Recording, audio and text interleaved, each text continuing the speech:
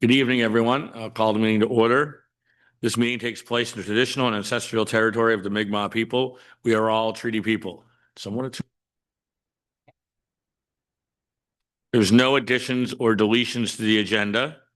Approval of the agenda. Recommendation that council approve the agenda for the January 12th, 2026 special council meeting as presented. So I'm prepared to move that. Councilor Strong, seconder. Councilor Fullerton. All those in favor, raise your right hand. Opposed, motion carried. So number 5, we're getting right into it. This is just a capital budget meeting. So we'll get to 5.1, the draft town capital budget presentation, and we start with the water utility. Good evening, everyone. Staff have prepared a draft 2026-27 water utility capital budget for council's review. The total 26-27 water capital budget being presented this evening totals $777,000, with proposed funding of $191,000 from the water depreciation reserve and $586,000 from the future capital reserve. The projected reserve balances for the water utility at March 31st, 2026 are future land purchases of $305,900, water treatment plant membrane replacement of $78,300, future capital of $593,200, and the depreciation reserve of $1,548,600 for a total of $2,526,000. I will now turn the presentation over to Tyson Joyce, who will provide an overview of the projects included in the 2026 draft water utility capital budget. Thank you, Kathleen. Good evening to everyone. So with the water utility capital budget, we'll start with the plant/water production section. So we have a tank bypass line project earmarked.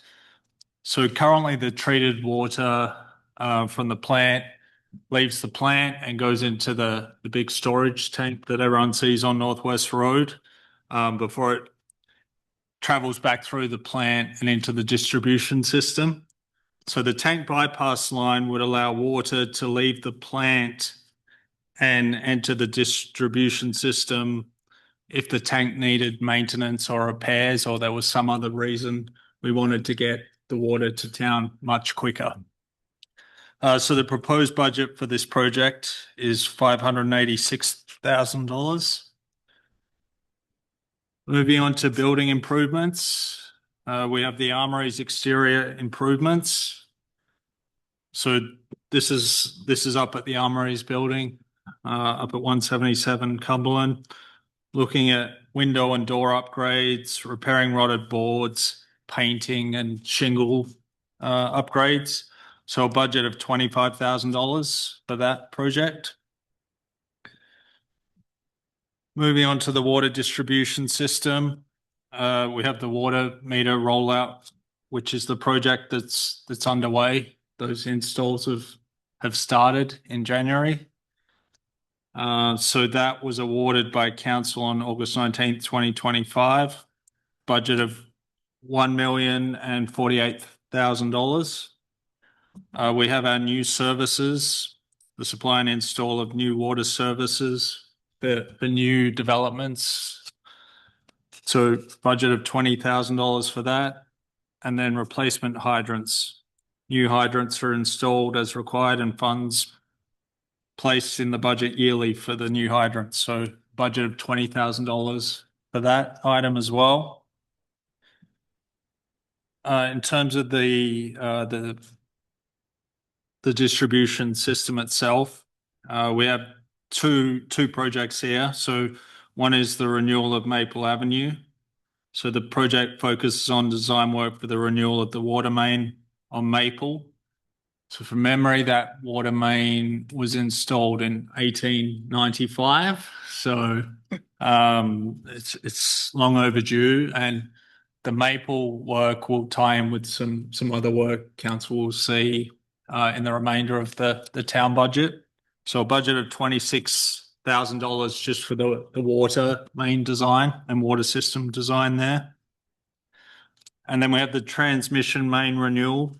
So this is the planning and preparation for the replacement of the transmission main all the way from the plant through town, all the way up to garden lots. So this is just a small portion to get started. Envisage that project as a phased approach and many phases, but $100,000 looking at getting going with the planning and the design to allow us to start on that work. That concludes the water utility component. Thank you. Thank you. Does anyone have any questions for Tyson under the water utility budget? Nope. Okay. Oh. Councilor Babineau. Through the chair, Tyson, can you expand a little bit on what future land purchases is about there in the budget? Or Kathleen? The future land purchases is a reserve that we establish, and we put so much money in it every year. And if we have, the main priority that we have been looking at in the not too distant past has been that we continue to purchase land around Dares Lake, which is our water supply. So that's normally what we would do with the monies in those reserves. Thank you. Anybody else? Sorry, I had to. I had to. The transmission main renewal, which I see in the budget. So obviously this is just early phases, as you've said. This is based on the water modeling that we had done, correct? Through the chair, yes, that is correct. It was recommended. A recommendation came through that either we upsize the transmission main to a 16-inch diameter pipe or duplicate the 12-inch diameter pipe that we currently have. So, and it comes back to the age of that and how critical that is to getting water to the town. Upsizing would help us with extra demand, but also critical things like fire flow within the town. And to follow up on that, and maybe it's not relevant for this year's budget, but I do see obviously there's several more years of things planned. But will we be seeing kind of like a report that came out from that water modeling that was done? And are there other sort of recommendations that are going to come forward? If council wishes for those recommendations to be presented, that's something we can do. The report's from 2023. So, but if that's something council would direct staff to do, that's something we can present. You know, we could do it at a committee of the whole meeting sometime in the future, if that's fine. Okay.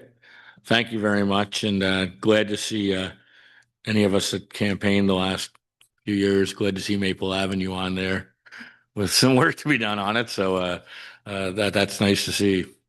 And I will say one comment. We had our my business done with the water meter folks, and they were super efficient. They were in and out. I mean, it was, you wouldn't even know they were there. So again, you know, they're definitely, they know what they're doing. So it was good to see. So now we'll move on to the town draft general capital budget. So again, staff have prepared a draft 2026-27 town general capital budget for council's review. The draft capital budget totals $3,895,000 with the following departmental allocations. Town general, $1,229,000. Recreation, $484,000. Public works and equipment, $1,595,000. The wastewater project, $587,000, totaling $3,895,000. And we will break down what those components are as we move through the budget presentation. The proposed funding of the draft town general capital budget are from the Community Building Fund, formerly known as gas tax, in the amount of $295,000, debt in the amount of $1,094,000, sewer operating reserve of $442,000, general operating reserve in the amount of $230,000, deed transfer tax reserve in the amount of $550,000, grants and donations in the amount of $759,000, and capital reserve general transfers in the amount of $525,000, for a total of $3,895,000. And I will again turn the presentation over to Tyson. Thank you again, Kathleen. So starting with the town general, we have town hall building improvements. So phase one is about to begin with our roof repairs. So they're scheduled to start in the middle of January, but be completed in 25-26. In 26-27, the proposed budget will fund the development of scope of work for the interior restorations and potential reconfiguration of town hall to make it more efficient and incorporating accessibility requirements. So this is coming out with the plan for the interior. So we have $100,000 earmarked for that work. Pardon me, Your Worship. Tyson, just for clarification, we had an exterior study done previous, correct? Just for clarification? Yes, we've had the exterior condition assessment done. We'll have to get another one done in terms of in the interim here, just to maintain where we haven't gone ahead with all the restoration or the recommendations. It was recommended that we annually get the building checked to make sure nothing has taken significant deterioration. So the last one was done early in 2025. So we're coming up to that year again. So moving on to the old fire hall. Again, the roof repair project is almost complete. We have an interior assessment study to be undertaken to examine the suitability of the old fire hall being used as office space during the potential town hall restoration or other applications that it could be used for. So we have a budget of $50,000 for that project. Lunenburg Academy, so the roof repairs project that we've talked about many times at council, was pre-approved on December 9th, 2025 by council. The tender went out today for the project. So the budget of $1,039,000 has been pre-approved. And then we have the public washroom site preparation. So this would be preparing the gravel pad for the potential portable toilets that were talked about mid 2025. So $10,000 earmarked for that. So that would be the pad, partitions. This would be all in-house work performed by Public Works, preparing that.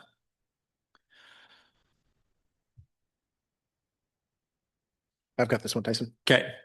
So council for a bylaw enforcement of vehicle. So our look right now is to hire another bylaw enforcement officer, as well as would have a hybrid duty of actually reading them the electric meters for staff. So we've been having difficulty with getting proper readings or information from NSPs. Having somebody on staff to be able to do so would be advantageous and more cost effective as well. They're also going to have to drive out to Blue Rocks and other areas of the community where we have access for electrical utilities. So that adds to that, as well as we're seeing with increased patrols and increased usage. But for our current bylaw enforcement officer, that the wear and tear on their own personal vehicles is not meeting to the needs and the standards of what we need to provide as a municipality. So at this time, we're requesting $30,000 for a new vehicle or a new used vehicle for bylaw enforcement. Thank you. Moving on to sidewalk renewals. So we have the Pelham Street Shipyard Hill to town limits at Roche's Brook. So the renewal of the existing sidewalk, approximately 375 meters with curve and driveway openings included. A budget of $470,000 for that project. Within the current year, we're undertaking the design for that. So that was the project that replaced the potential Star Street sidewalk that was no longer required with the daycare site moving. So the next slide covers the Pelham Street upgrades. So this has components of road reconstruction, storm system upgrades, and sanitary system upgrades. And this is following on from phase one of the project that was performed this year between King and Prince Street. This would be continuing from Prince Street up to Hobson Street. So again, high traffic area and not in very good condition for what it is, and the sewer main is old. So the road reconstruction portion is $275,000 of that. The storm system upgrades are fairly minor in this section, so $30,000. And the sanitary system upgrades budgeted for $115,000 for a total of $420,000 for that project. Moving on to, well, continuing with sidewalk renewals, sorry. We have Victoria. So this is from Green Street up to 180 Victoria Road, which is the crossing near the hardware store. So we're looking at design for the entire project in 26-27, and then a phased approach for the following 2 years. So thinking of Green to Hall in the following year, and then from Hall up to the hardware store crossing the following year. So it's about 450 meters in total of sidewalk, be incorporating the accessibility requirements. And this was the focus of our Safe and Active School Routes project. So the design we're looking at here is $50,000 budget.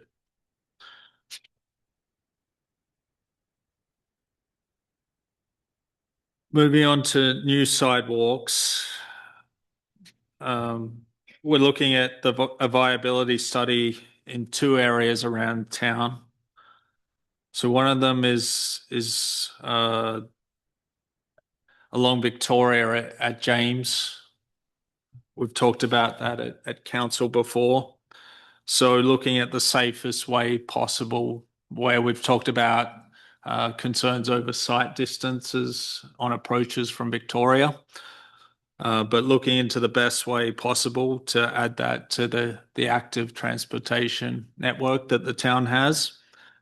And then we've also talked about potential sidewalk, looking at options along Maple Avenue from the existing termination at Dufferin near Churchill to potentially connecting it to the Beta Bay trails, sort of up near town limits.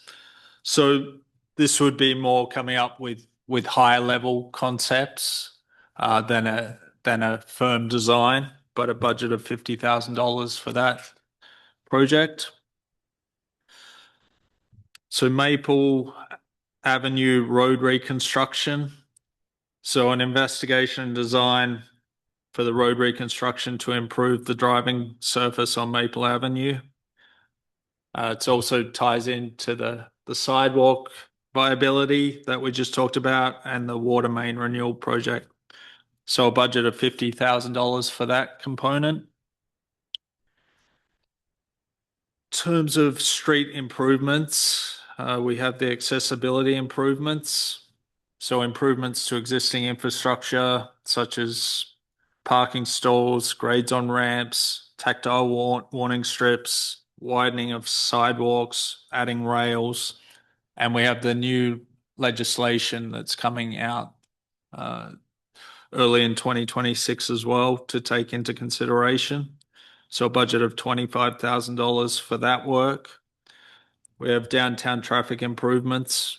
So these are smaller capital works focusing on crosswalk safety, speed monitoring, infrastructure, intersection and line painting improvements. A budget of $50,000 for that work.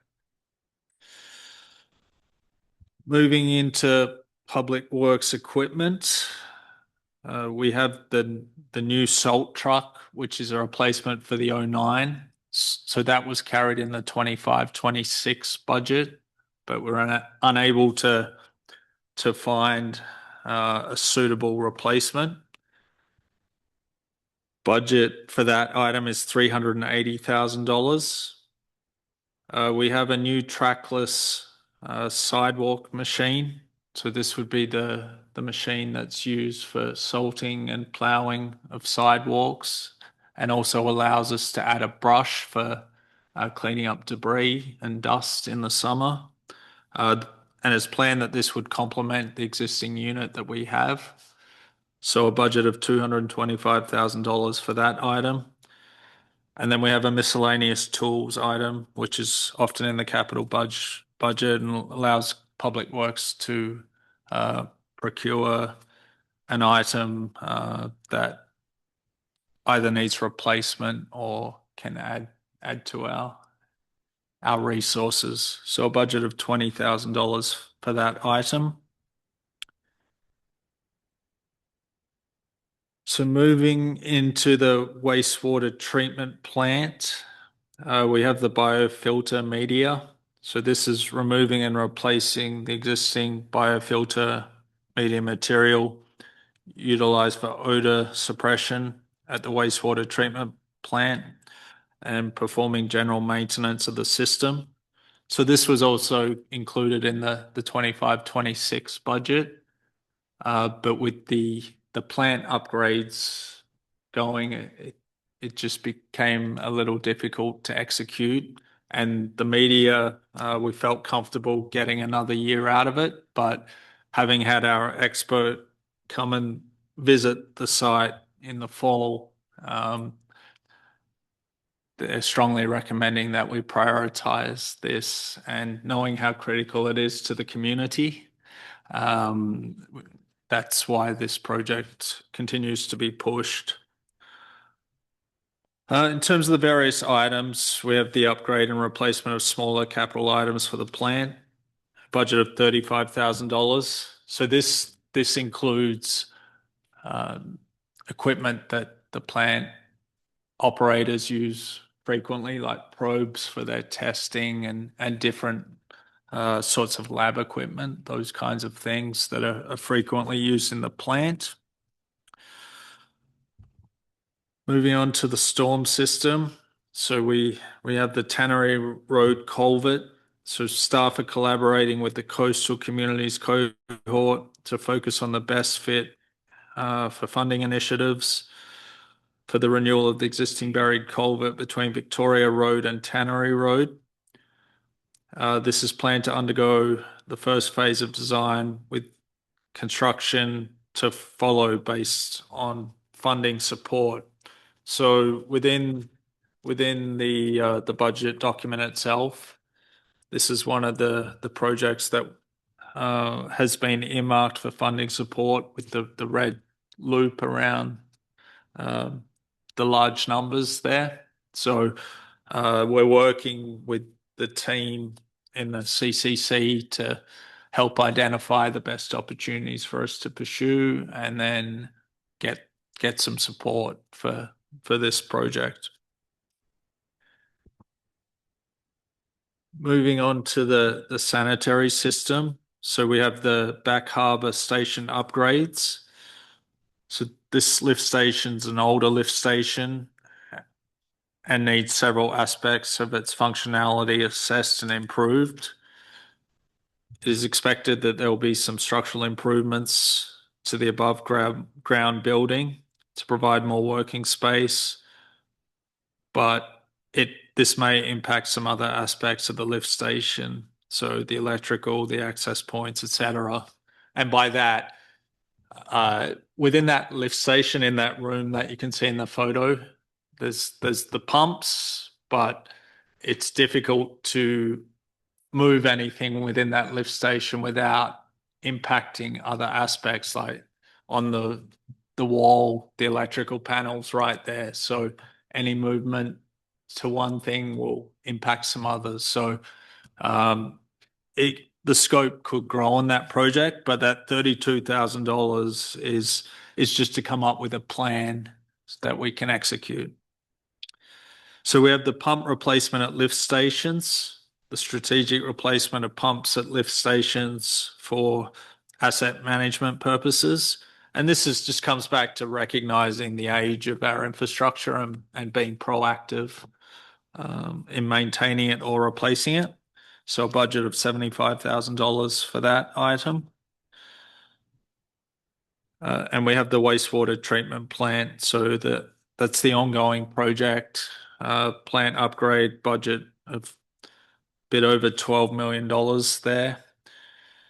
So that works ongoing, as I say. We're still scheduled for completion during the summer of 2026. So it's exciting to see the progress every day there. I'll hand on to Christy for the recreation portion.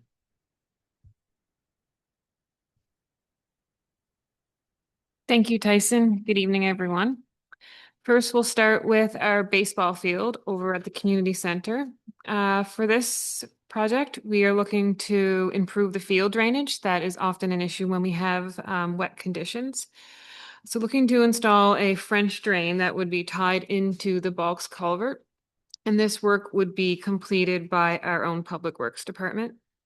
This would be at a budget of $10,000. Moving on to our recreation community center. This is actually two parts to this project. The first one being removing of a current non-functioning door on the one side of the building facing our field. That has a lot of issues with flooding in the basement, is constantly wet, relying on some pumps.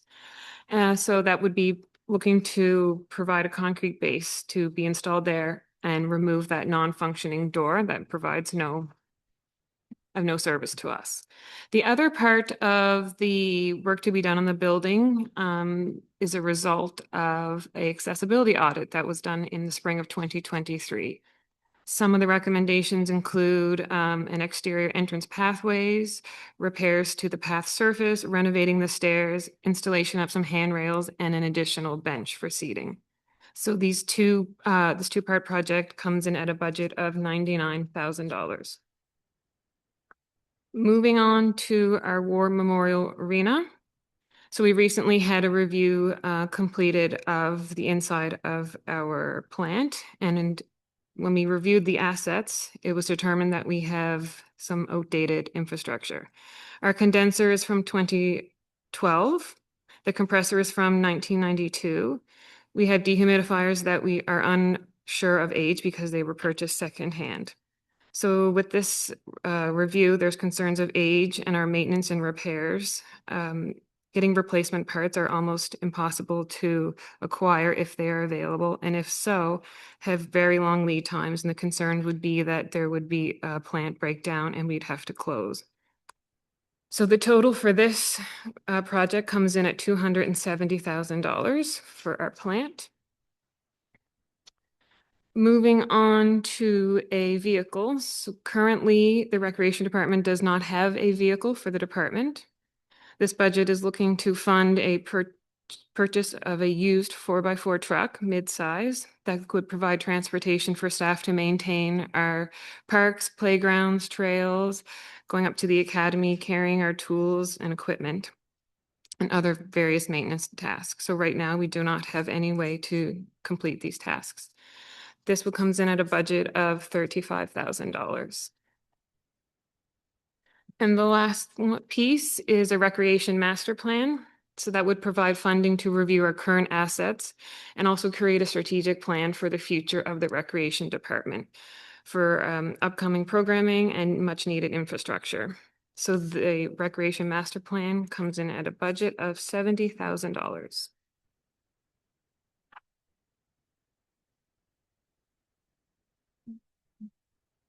Thank you.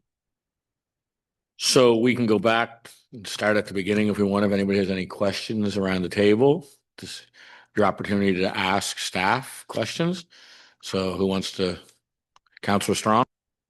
I just want a clarification that when we hear the words review, report, study, those are things don't just come out of the thin air. They're also used to apply for grants and funding. And I guess my question's through the chair on that. So red flags, when people in the community hear about another study or another review, that's a multi-purpose action.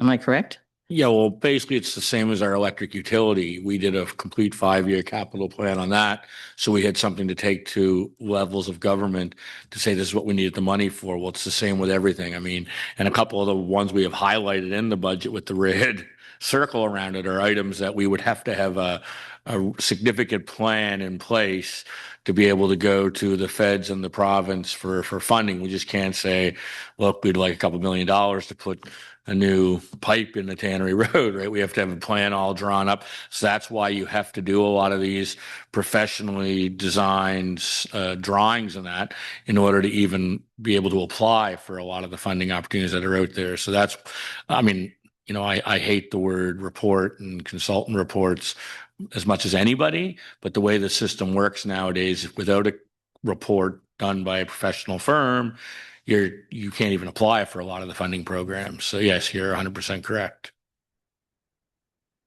Anybody? Councillor Greek? Under the street improvements for accessibility improvements, Tyson, the budget for $25,000, I just want to confirm if that's for design work or actual physical work to be completed. Through the chair, it can be for both. This year, the current year we're in now, 25-26, we are using some of that budget to come up with some standard details that our public works crew can use for reinstating the ramps at the ends of blocks. The more general ones that exist in engineering detail books are the perfect cross section where there's lots of space to make everything work together. Whereas, especially in Old Town, we're very restricted with the space that we have, and the space between the road and buildings is tight. So in order to make sure that we're doing things properly, then we're using it for that opportunity. But there would be cases where we're reinstating those areas and purchasing things like the tactile warning strips, like the plates with the bumps in them.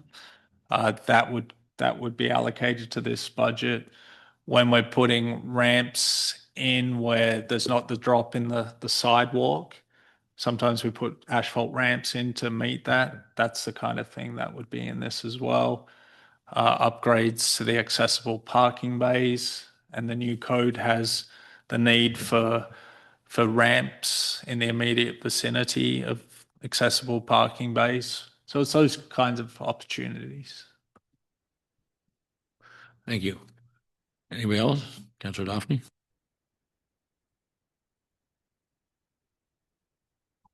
Okay, I'm going to be the bull in the china shop and jump all over the place and screw everybody up.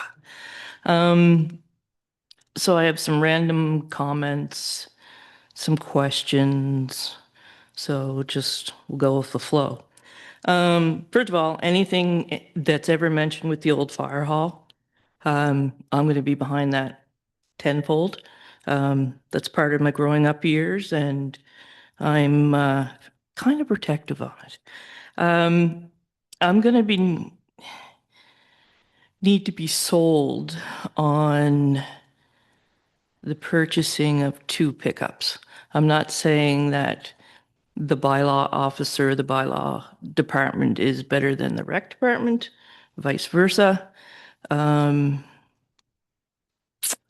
have a problem with 65,000 for two vehicles. I honestly do. I'm in a bad position to talk about this next thing with these two on my side, but the washroom pad at the academy, I'd rather concentrate on the roof and maybe the washroom pad at another year. We'll see. Maple Avenue, anytime. I mean, that's great news for those people out there. I know when Councillor Strawn and I were knocking on the door, it was all about the paving, all about the sidewalk. Nothing else in town. The paving and the sidewalk out there. Tyson, the trackless. Are you thinking that if one goes down, we'll always have another one, or what are your thoughts? Through the chair, that's one of the aspects that there's a risk associated with having the one unit, and if something happened to it, it wouldn't necessarily be easy in the middle of winter to get another one.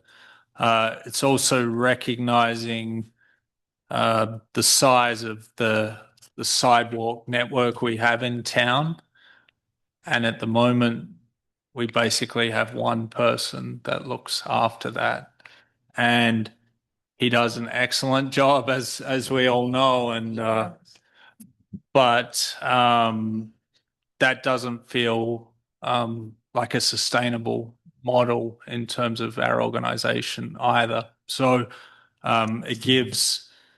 initially it'll give someone the opportunity to be in the seat without removing anyone from a seat. But long term, it's probably not a one person job as we move ahead. So there's a few aspects to it. Is he still subjected to the hour rule in something like that? Like you can only operate for so long and then you need, I don't know, 6 hours off or something like that? Yes, all our staff follow the same. It's within the QP agreement. Okay. Yeah.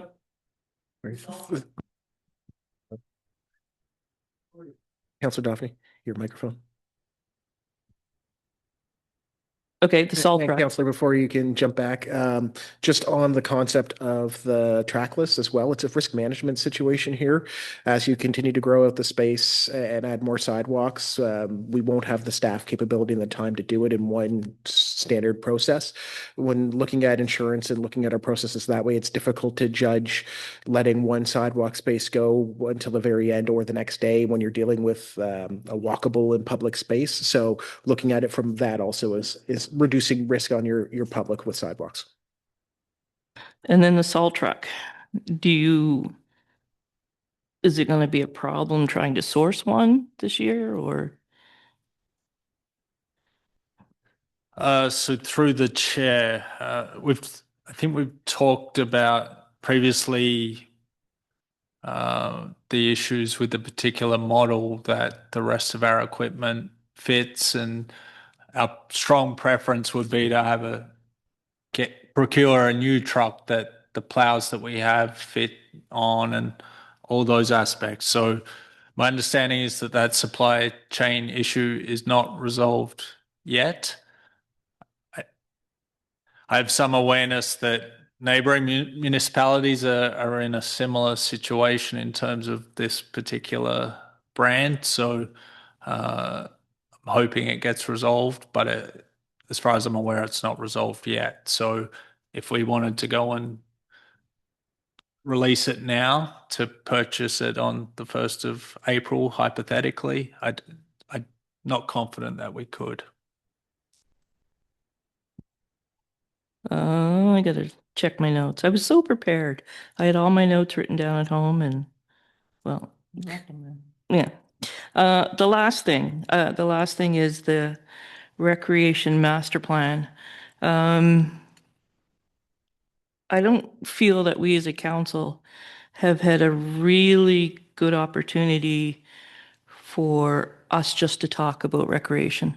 We had so many other pressing things to deal with when we came aboard, that I would like a chance just for us to feel out each other and see how we feel about the recreation department before we advance any further.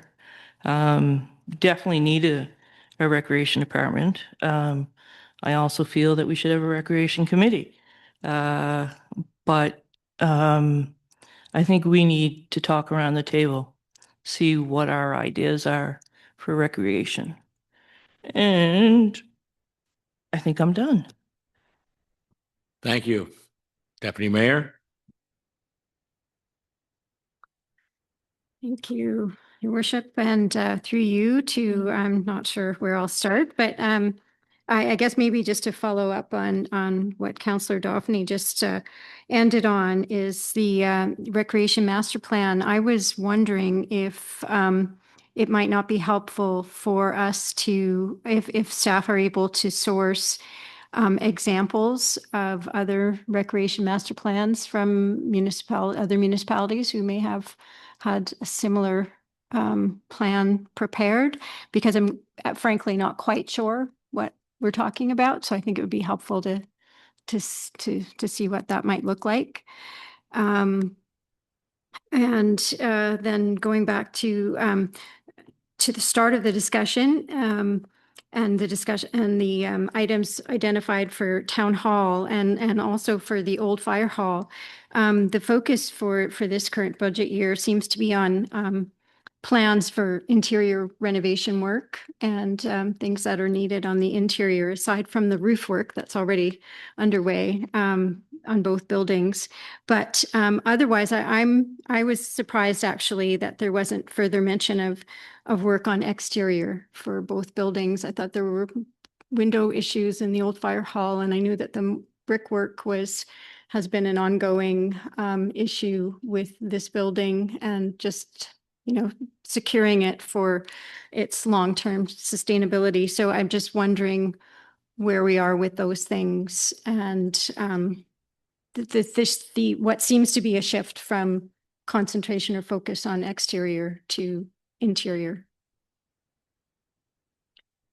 Through the chair. So looking at the budget document in terms of, we'll start with town hall. So we have the $100,000 for the interior design in 26-27, and then earmarked for 27-28. We have those exterior restoration projects that we've talked about, like the masonry and those items. I think the thought there was we needed to understand what we were shooting for with the interior to make sure that we weren't restoring the exterior for something that didn't sort of complement the plan for the interior. So you're correct that it wasn't the way it was presented previously, but that was the approach staff took there.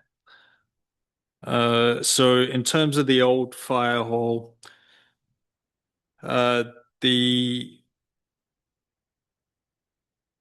was discussion in this room about how could, if I'm recalling correctly, how could the old fire hall be utilized sooner? So the roof repairs is a key component, making sure water's not getting into that building. But understanding if there are any issues within that building that have risen up recently since it hasn't been used, or were always there, but just a lack of awareness or understanding of them. Staff thought that was an important thing to have a good handle on before we went and looked for repurposing of that building. And then those exterior improvements that you talked about as well, replacing the windows and thermal improvements, depending on that that repurposing that they kind of penciled in for 28-29 fiscal year. So the order has changed a little bit again, but it's possible that if the interior is good, then that building can be used sooner rather than having it sit for a longer period of time, which is what we understood council to be interested in, at least.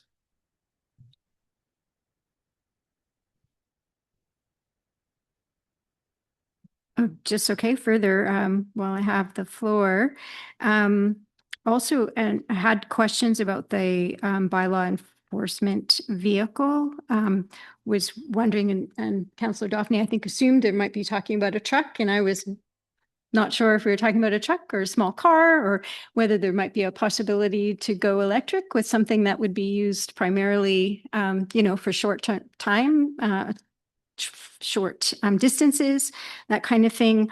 Also wondering why, if it's being partially used, as Paula said, for electric, why, or if the cost would not be shared with the electric utility and fall under that budget. So just if there can be some more elaboration on that. So through you, Chair, just on the bylaw enforcement vehicle, we're open to, it would definitely have to be like an all-wheel drive or four-wheel drive type vehicle. We're open to car, electric vehicle. It's actually, we were looking at discussing incentives and programs that are out that might actually be able to save us cost in this, that the governments have. So we're looking at those options, but definitely seeing the sheer volume of the amount of work bylaw enforcement is doing. And then if we're adding this level, wear and tear on staff vehicles is not appropriate within that level. And I will speak with finance and and we can look back at it for a shared cost with the electrical utility as well.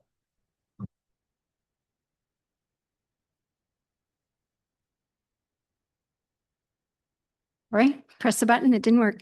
Also, kudos and thanks about the inclusions of the viability studies and new sidewalks. I've been talking about that for a while, so I appreciate seeing it included.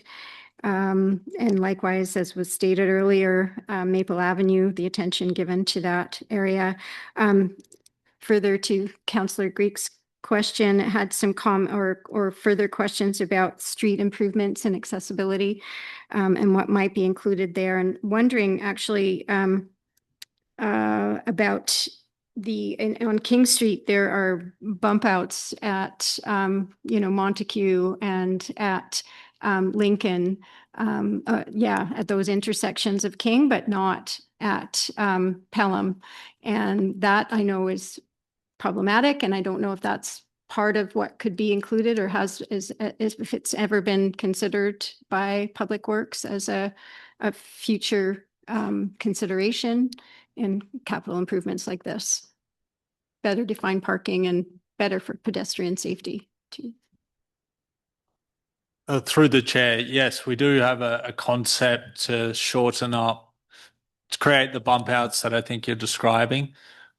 Sort of temporarily, even just if it was during the summer and we were using those concrete precast and plastic bollards to identify them, and it would shorten up the distance for a crosswalk across King Street.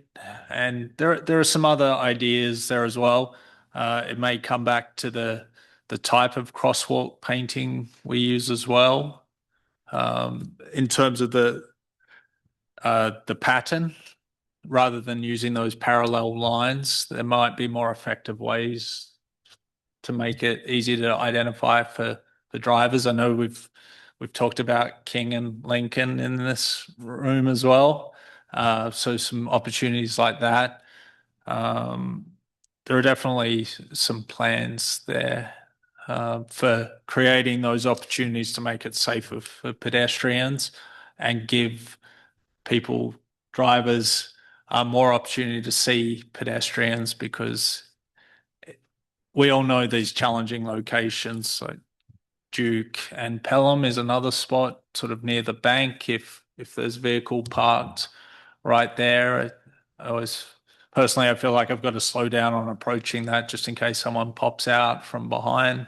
And that's not a unique situation here. So if we can get it so the pedestrians are safe but more visible, those are good opportunities for this kind of thing. But $50,000 we may just have to trial some things and see how effective they are and then go from there. Yeah, and budget future for some of the ideas that the prototypes might be drawn up for. I just find, I know personally, I come out of Pelham Street onto King frequently, and it's really in the summer particularly, you cannot see. You have to edge out beyond where the cars are parked anyway, and then there's usually a standoff with vehicles because visitors aren't sure who's supposed to stop and who's supposed to go because you've long gone by the stop sign. So it's really a problematic area. So anything that can be done to improve that would be really appreciated. Solar garden, did we come to that yet? Was that in the? I haven't. Through you, written Chair, down. Solar Garden it was in like a year 5 project Oh, okay. down the line, and it is something that we'll reconvene and look at as we're looking at the electrical utility. So I had it written in my notes and then I didn't remember hearing it. So I know where that came from. But anyway, that's what I had. Thanks. Thank you. Anybody on this side of the room have any more questions? Counselor Babineau. Just a small little item, and it wasn't on the slides or anything, but just wondering about the urban forest project. I see that there's nothing allocated for this year or next year. Through the chair, you're correct there that in the next 2 years we haven't shown it. In previous years, we received grants to help support us in that, and that helped offset the cost. We didn't see as much enthusiasm, let's say, when it was offered to residents to uptake on that. So with those things combined, we've just left it out for the next couple of years. Okay. Anybody else? Counselor Fullerton. Through the chair, not questions necessarily, but comments. Thank you. This is a lot of work, and I'm encouraged to see a lot of planning activity taking place for some of the big ticket items that we know we have coming, like town hall and like the recreation master plan. And I'm happy to see that work being done because it helps give it shape, and it helps put it in perspective just what it is we will face with some of these facilities over the next period of time. So thank you. Anybody else? Nobody. Okay. Sorry, Deputy Mayor, go ahead. I just missed a bullet in my notes. And again, it is about the sidewalk project from Green to Victoria. And I know this was discussed previously, and it is part of a grant funding opportunity. And I'm just wondering if you can, off the top of your head, or if you recall kind of the criteria for that. I know it's around school safety, and I'm just wondering if you could refresh us on that particular area being prioritized for that project. So through the chair, the grant or the funding opportunity that we looked at was the Safe and Active School Routes FCM program. So that looked at enhancements to active transportation options to encourage children to see walking or using active transportation to access schools as a better option. So within the 5-year look ahead at that time, we already had the Victoria sidewalk from Green around to the hardware store crossing as a project earmarked. We did add some enhancements to Green Street to that funding application. So narrowing up the crosswalk that's that's on the tennis court side of the Green Victoria intersection. It's quite a long angled crosswalk at the moment, and narrowing that up. And then that section of Green Street's one-way traffic. So making it feel more like a one-way street, or narrowing it, because at the moment, if you weren't familiar with that and you weren't paying attention to signs, it may not appear that way. So those kind of enhancements that sort of make people drive more slowly and to the conditions that we're looking to promote in this area. That's one of the main routes that's used to access the school, but also our recreation area as well, right? We've got playgrounds there, tennis courts, the arena, community center, curling club, the ball fields right there, the track. So again, these kinds of approaches that improve the infrastructure and convey the safety and the speed reduction that we're looking for in these areas. Okay. Thank you. I have a few comments. I'll make about the budget. I'm just going to go down through it page at a time so I don't miss anything. And the first thing that I had notes on is the old fire hall. I think we do have to look at the inside of that, the interior, and do an assessment of what shape it's in. But I also think we need to find out exactly what we can and can't put there. I think that question has been asked by both us around the table, by our staff to people, by citizens in the community. You know, I always see that myself personally as a great place. We still own it, but for some type of housing units right in the center of downtown, a parking lot and back.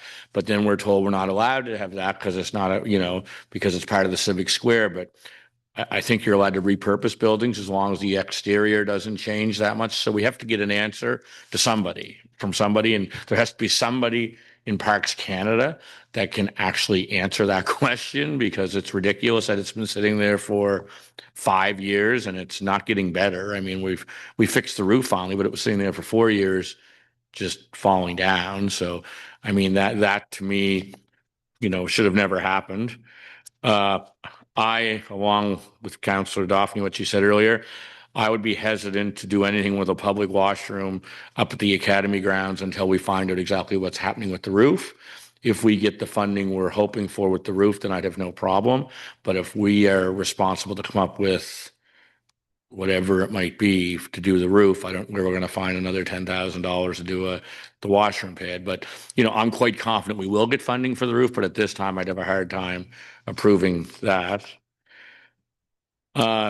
All I had down with the bylaw enforcement was the same as the recreational vehicle. I have no problem with us buying a vehicle, and I like the idea of something electric, but I like the idea of us buying like either one vehicle for 30 or 35,000 and sharing it amongst the recreation department and the bylaw officer, or finding some solution. I just can't see us spending $65,000 on two vehicles.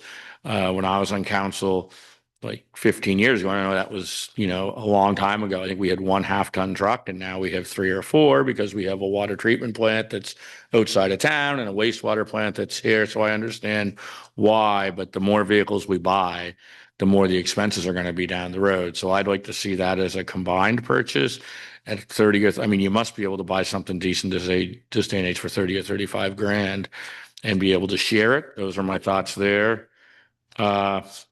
I'll throw this in just because I lost 6-1 in the vote, but I wish we were doing the sidewalk on Linden Avenue and not the one on Pelham to Shipyard Hill, but that ship has sailed. But I just wanted to throw it in there. I think the one in Linden Avenue is used a lot more. It's sort of right to the entrance of our downtown core, our waterfront. So I wish we would have done that one before this other one, but that's not how it went.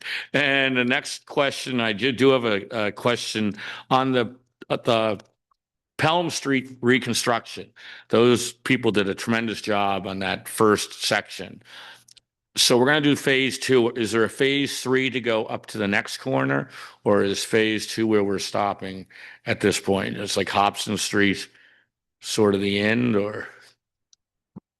Through the chair, phase 2 would be where that ends, yes.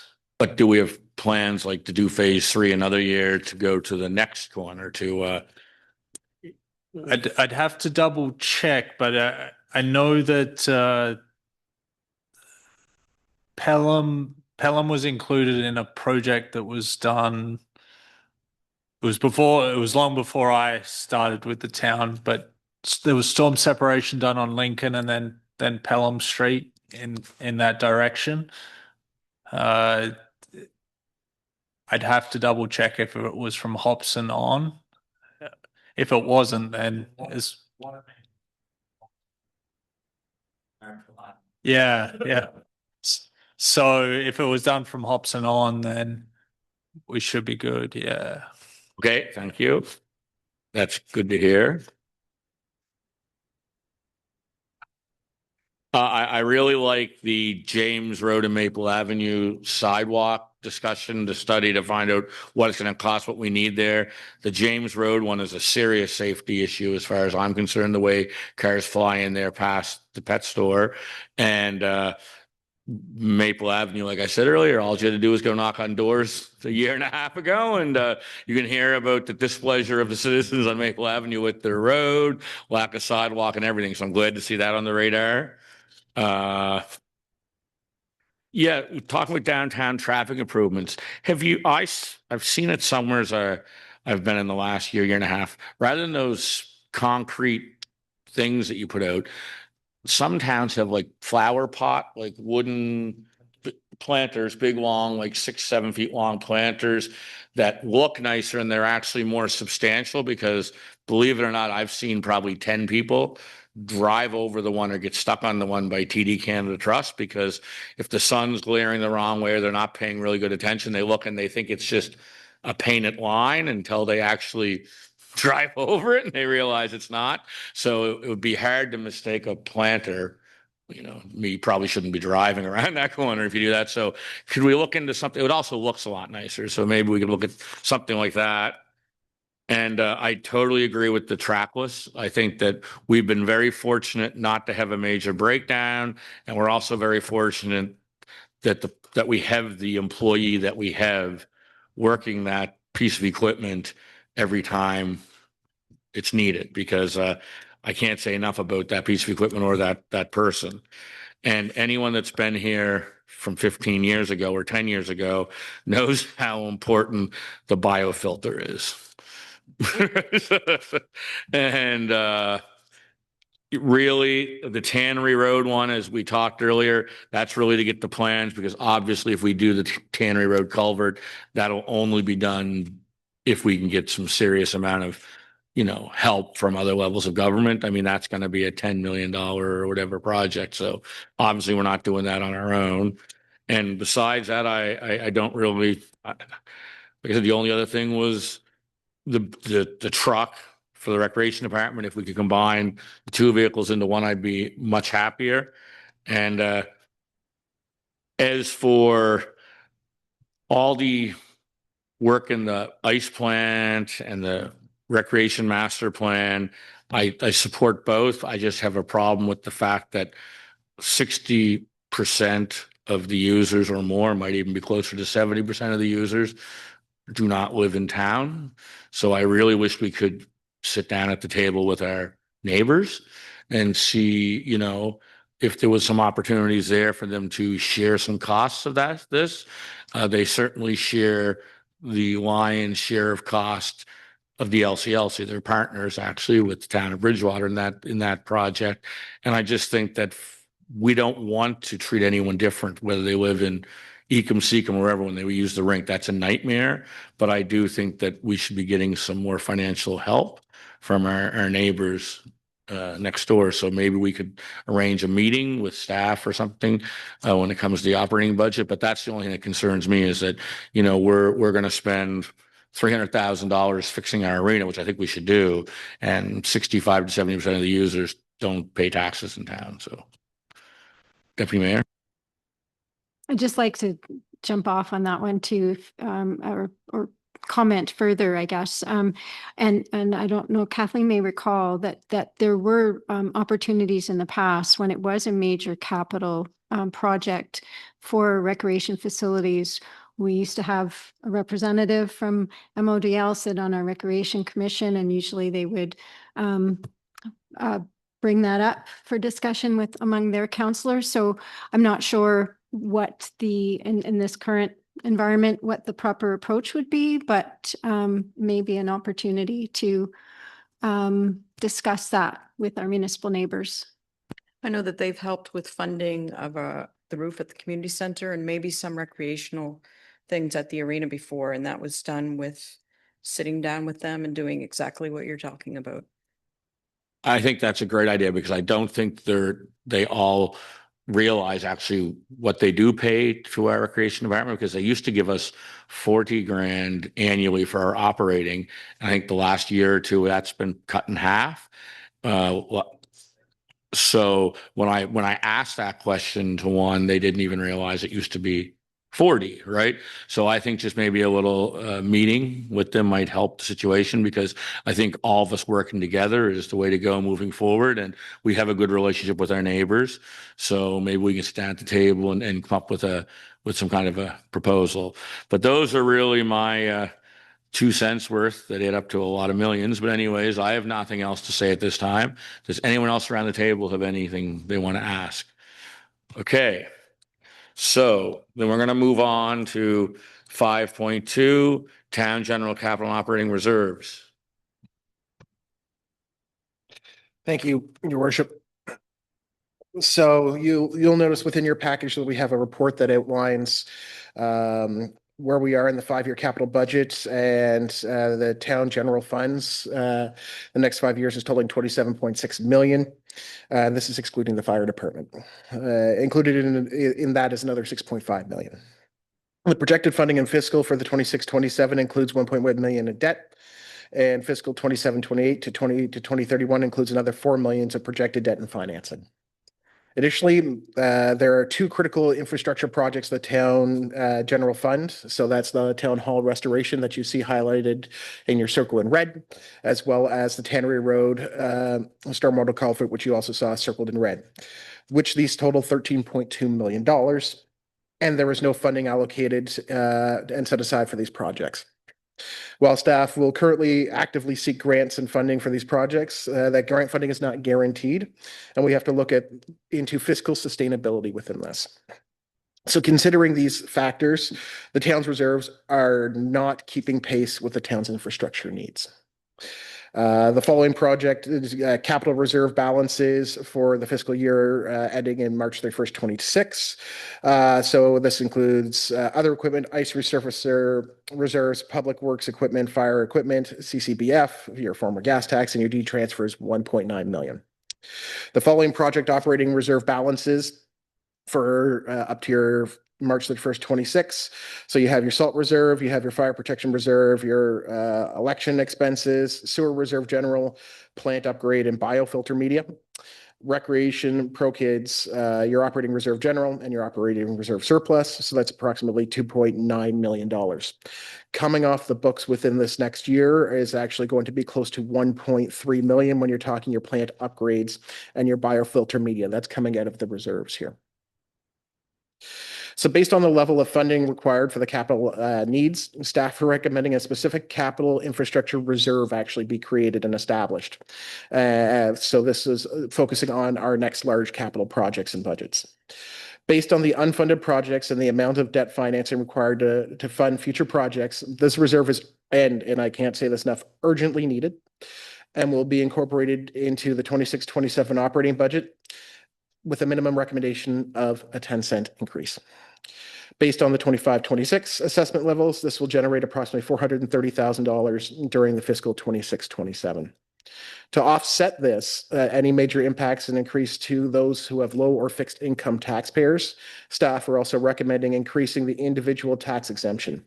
The 25-26 budget for this item is $40,000. And suggesting changes to come to the income bracket and exemptions in the amount will approximately increase that budget to $80,000 for 26-27. So overall, with a recommendation of the 10 cents, so those in an assessed value home of $250,000 will have an annual charge of $250 with a modified charge of $20.83 a month. Up to the 500,000, very similar, you're almost doubling that to $41.67. Additionally, staff are recommending within our processes that we're looking at also hiring a grant officer at a part-time basis, 60 to 80%. And this will be more discussed with the operations. This will also help us source funding and help for capital projects. Most of our municipalities and partners have hired their own grant writers to specifically target these. It is something that we should really look into deeply. No decision is required for council before capital budget approval. Funding of capital projects through debt or reserves eventually flow through the operating budget, and as such will need to be considered before approval of the 26-27 operating budget. But staff felt it was important to start these discussions with council here tonight to understand the levels are we at. In looking at our CCP, I think this is also important when we're looking at our services and facilities, the goal of the town. A town where the long-term infrastructure needs of the community are met through strategic management and incremental, well-phased upgrades that are financially sustainable. So this is promoting long-term economic prosperity by providing businesses and residents through services and facility improvements, improve the resiliency in the community through robust services and facilities, replacing or divest outdated infrastructure and facilities that drive municipal costs whenever it is opportune, improve current policies and procedures to ensure consistency and adaptability, and to develop town capacity and resources as required to meet the facilities and services required. So, council, when you are looking at your 5-year projected budget, you are seeing those capital budget projects coming down. We're not in any limited supply, but what has happened is we have, due to deferrals, modifications, bringing projects forward or not, and this has actually kind of put us into a bumper situation where we have multiple large-scale, multi-million-dollar projects that are going to start piling up on top of each other. And in order for us to get ahead of the game and to be proactively fiscally sustainable, it is recommended that we look at a 10-cent increase to allow for this capital reserve for these such large projects that are coming down the line. So staff are open to questions from council and discussion, but again, no decision needs to be made tonight. You have the ability to go back and think about these things, but we definitely wanted to make sure you were strongly aware of the current situations that we're dealing with, what's coming forward in the next 5 years, and where we are in our fiscal capital reserves. Thank you. Thank you. So does anyone have any questions? Councilor Strong. It's me again. I would like to see a fourth column in the residential impact example, which would be the possible exemption to be applicable. I'm loath to see these things anyway, because in the case of tenants, it's going to get passed on to the tenant. I know that, and it's going to increase costs that way. But I'm backtracking here. Is that 10 cents on commercial and residential?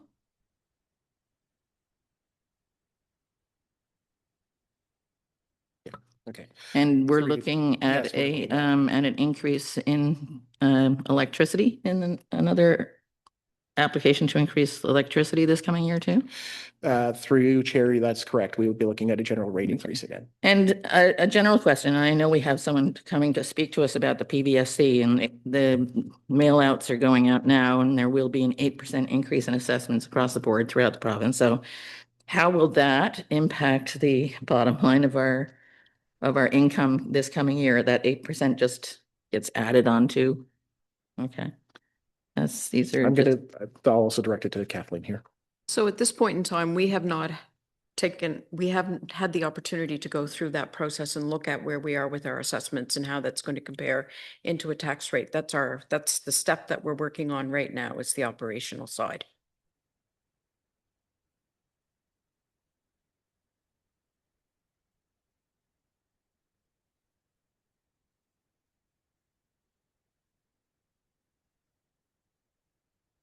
I don't even Through you, Chair, yes.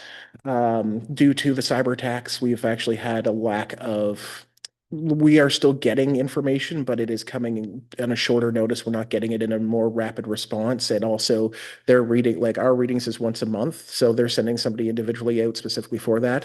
As well, looking at the contracted service agreement we have, it is substantial that we are paying for NSPI to come in and do this work when we can do it under their training at a fraction of the cost.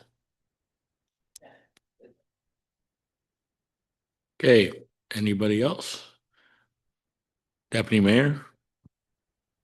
I just think that I'd like to revisit this again. I certainly think that council needs an opportunity to have our strategic discussions on what priorities are. And I don't think a 10% or 10-cent increase on tax rates is palatable. And if it's deemed to be necessary, then we'll have to look at austerity measures in other areas. Anybody else? Okay, I do have a comment or two, much along the lines of my deputy mayor. I think that I don't want people to leave here tonight or watching at home thinking there's going to be a 10-cent increase on your tax rate, because this is the first time we've discussed this as a group.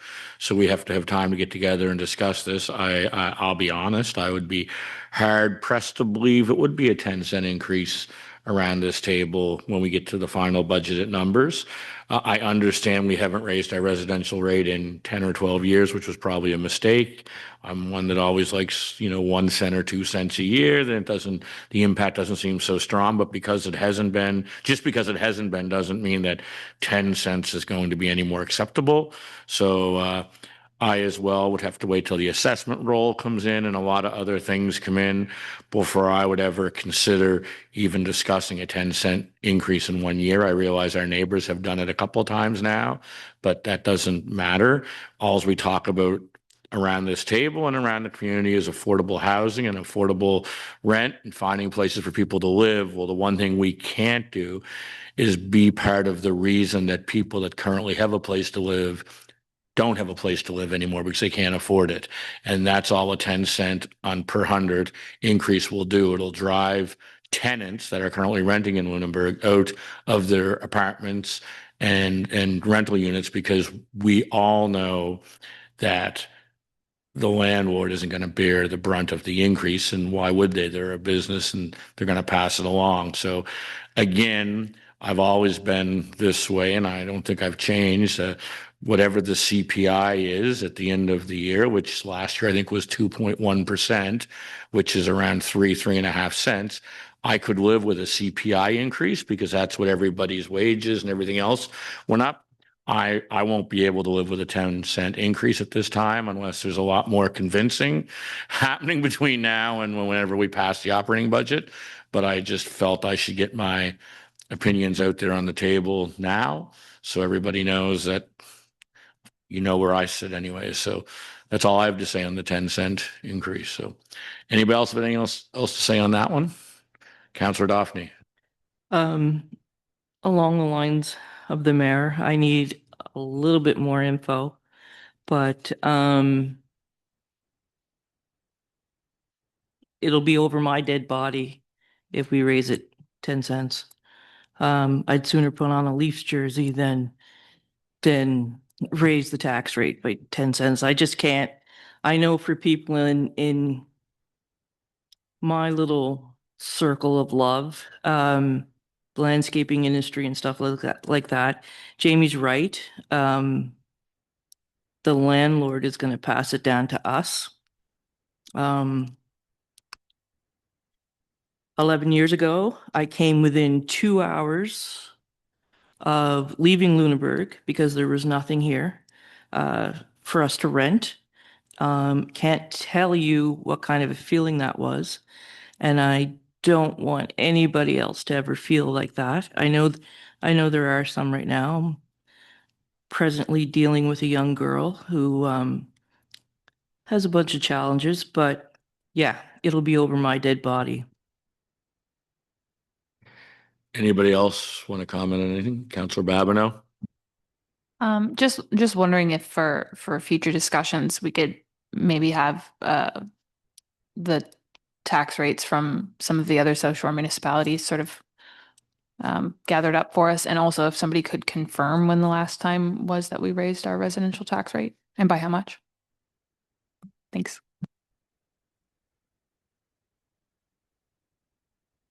Just if I can go at this a little bit, we've had a creep up in the values of the homes in Lunenburg, and that has kind of made it very difficult to add an incentive to pay taxes on top of that, right? And like I don't remember a tax increase since before the pandemic.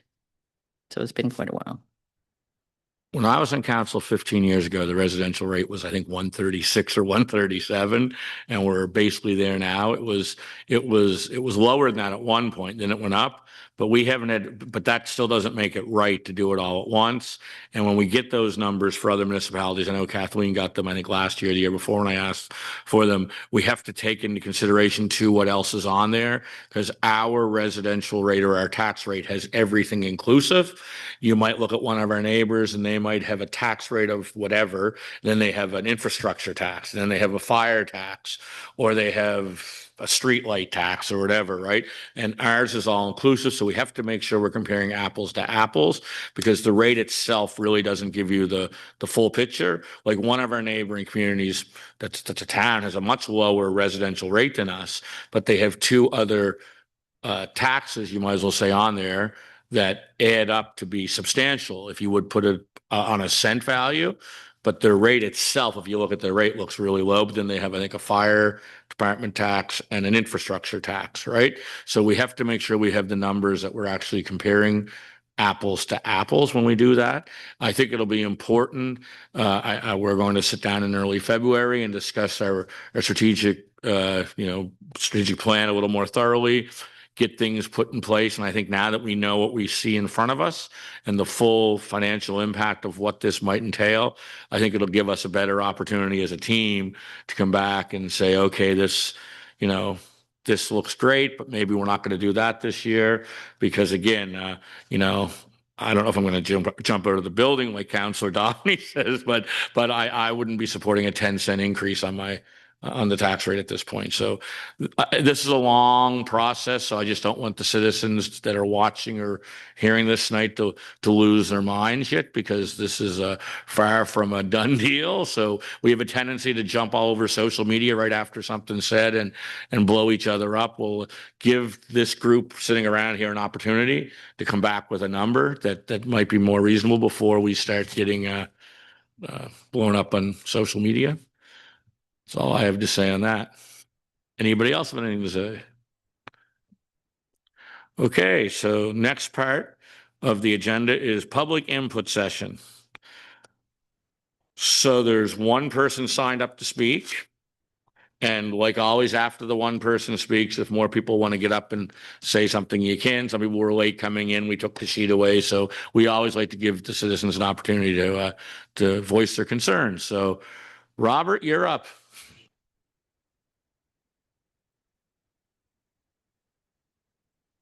Hold on, Robert. Before you start, we're going to have a 2-second recess.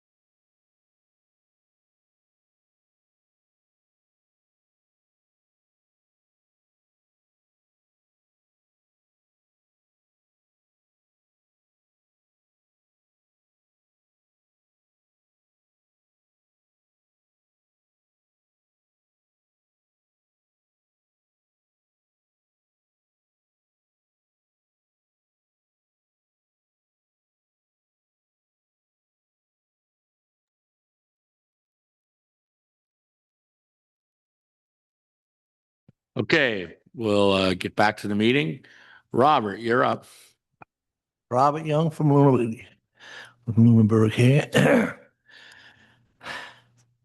Did I read or hear somewhere that we were going to get a new audio system for this place here? Because I could not hear one half of what you guys said.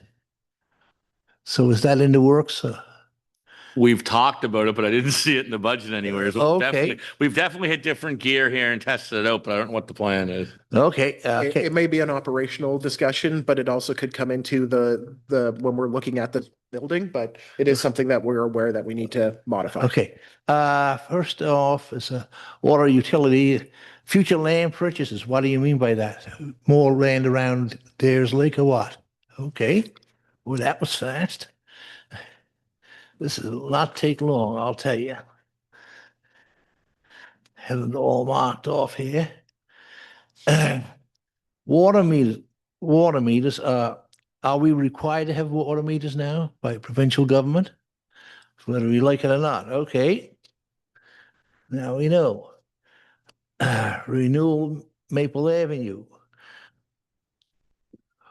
Who was going to be a design and all that stuff for the road and sidewalk? Who does that? Is that done in-house or what? Through the chair, it would likely be a consultant working with staff to Okay. combine all those aspects. Okay. Now, Lunenburg Academy roof. Did I hear you say that that was going to be done in-house? Through the chair, we talked about the potential public washroom pad being in-house, done in-house. So the preparation of the gravel base and some wooden partitions to enclose it, but the roof repair scopes a little more. That's how bad the audio system is. Jesus.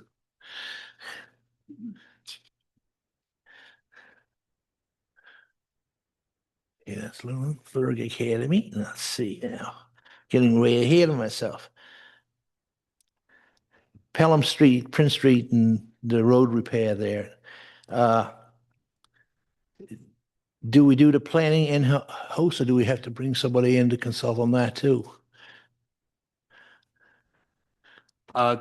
Through the chair, that design's already been completed and it's ready to go. So it's really just the construction phase of the project. Well, that'll be done this summer, what? Spring? We'll have to see whether council approves that item. Okay.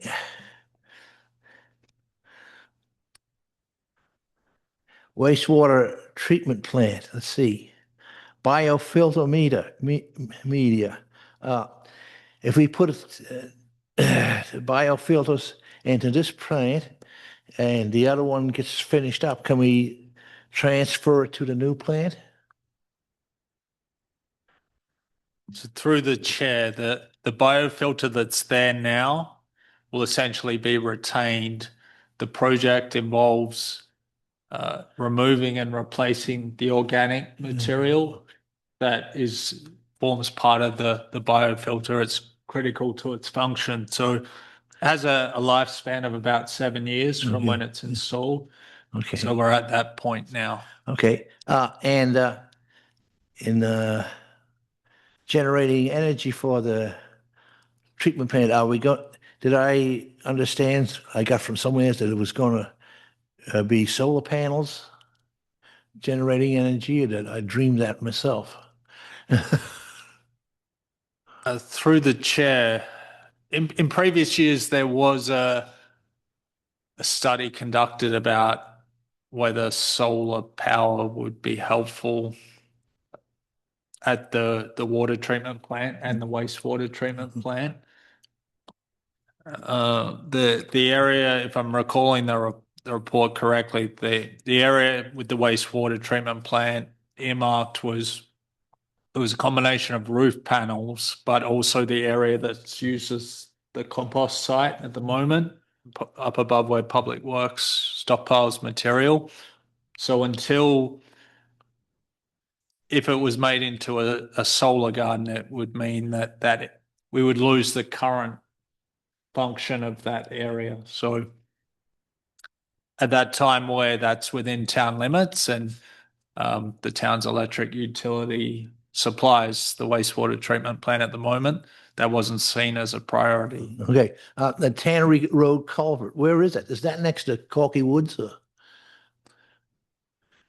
Through the chair, it starts in that swampy area behind Tim Hortons at Victoria. Okay, Road, right. And it goes underground, Okay, right under past the car wash, through the ball field, Okay. through the track, underneath the bus loop Holy at Bloom's cow. Academy, past the wheelhouse, and then behind the properties on Tannery Road, Right. and then passes under Tannery Road. So that's a big project. It's a large scope, yes. Okay.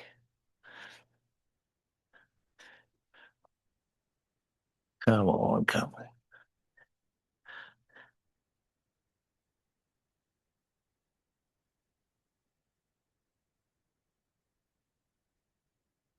I think I'm just about finished.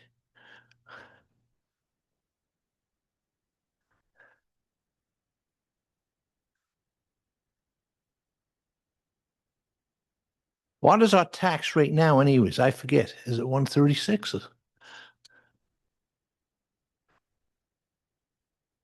Okay. Close to 137, I think. Okay. Well, I'm finished for the night anyways. Thank you. Thank you, Robert. I expected you up there at the mic, so thank you very much. Anybody else have anything they'd like to? Oh, anybody else? Duncan?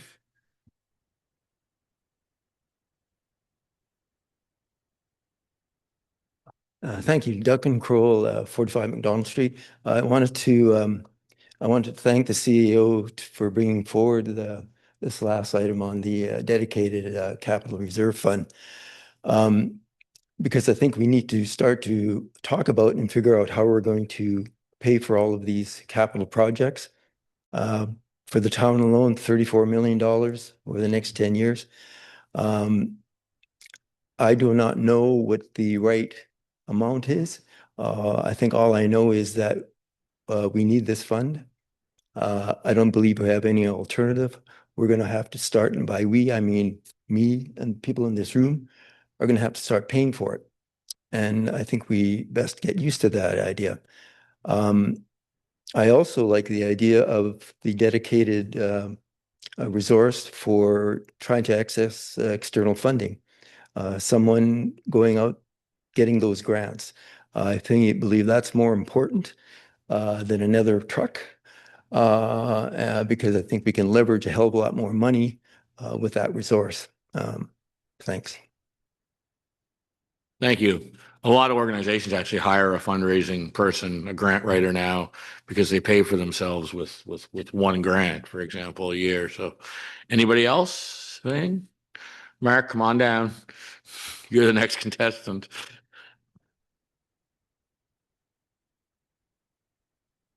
Are we doing anything with the ball or the bear? Doing anything with bollards down there at the intersection of Montague and Duke where we had the crash?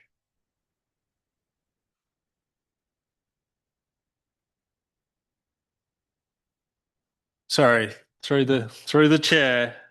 We do have that included for future years. It's quite a substantial cost. So we talked about at council living with the Jersey barriers there and at the moment, and maybe looking at adding something to make them less look like concrete Jersey barriers. Or have an artist paint? Something like that, yeah. Thank you. Anybody else? Come on down there, Will.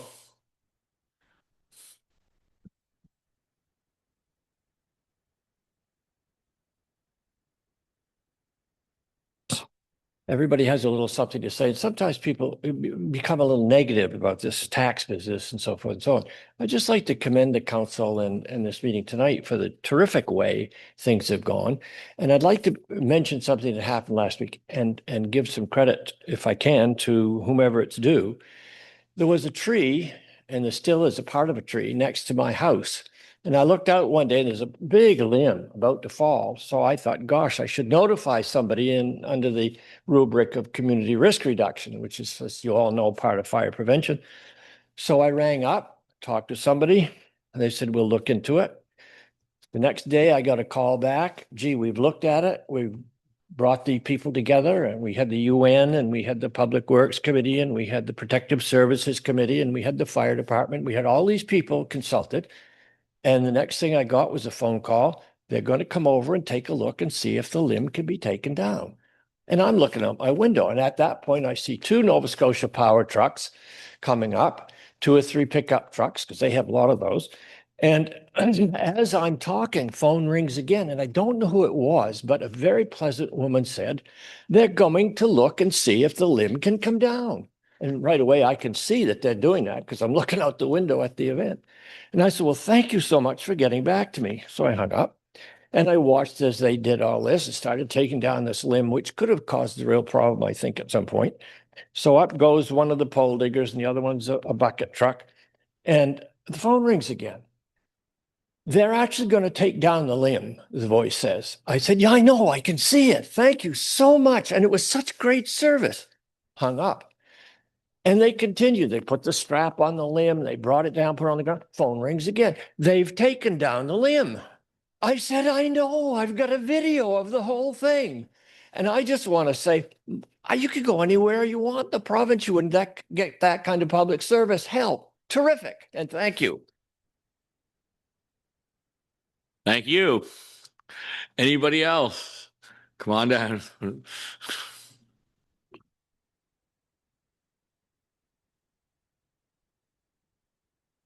I'm Letitia McFall and I live at 201 Fox Street.